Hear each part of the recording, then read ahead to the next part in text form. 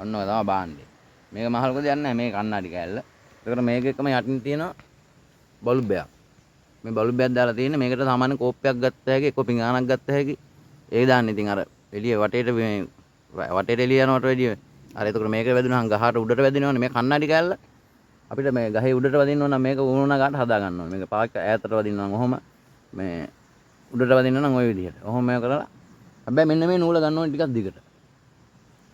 මේ නූල. මේක දිගට ගන්න ඕනේ මොකක් නැහැ මේක නිතරම කැරකෙන්න බෑ කන්නඩි කෑල්ල.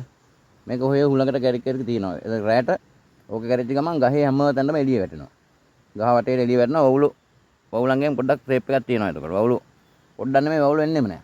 ගහ වටේට ලයිට් එක වැටෙනවානේ. ඒක වැටිච්ච ගමන් වවුල වෙන්නේ 100% සාර්ථකයි අනිවාර්යෙන්. මම දැන් අර කුකුළු එහෙම දැන් මෙච්චර කාලයක් ඔය සත්තු කකා හිටියා මං අයි කරා දැන් හරියටම හරි. හරි. ඕගොල්ලෝ බලන්නකෝ.